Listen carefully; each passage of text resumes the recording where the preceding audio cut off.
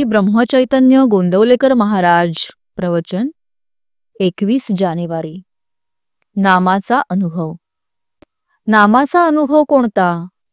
नामाचा अनुभव नामाव्यतिरिक्त दुसऱ्या कशात पाहू नये, म्हणजे नामापासून दुसरे काही मिळवायचे आहे ही कल्पनाच नसावी।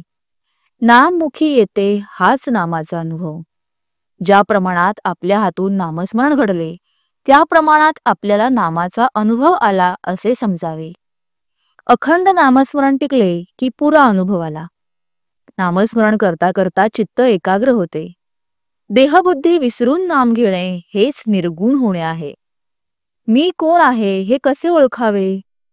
मी कोण आहे हे ओळखायला जडाने म्हणजे वाचेनेच नाम घेण्यास सुरुवात करावी आणि ते नाम अखंड घेण्याचा प्रयत्न करावा। मग ते मनाने आतल्या आत होऊ लागते।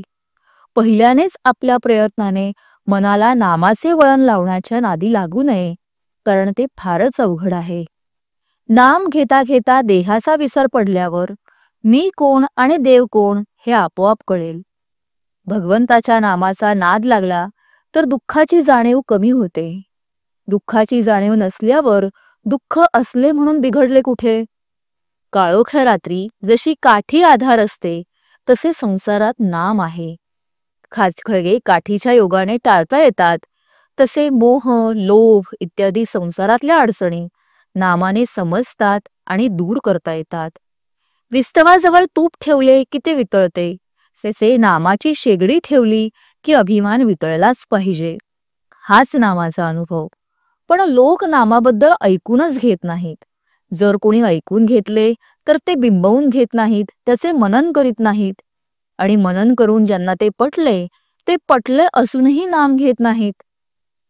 अडचणी असल्या तरी नाम घेता येते, म्हणून नामस्मरण न करण्याबद्दल सबबी सांगू नका। सबब सांगितली की त्यापासून लबाडी उत्पन्न होते।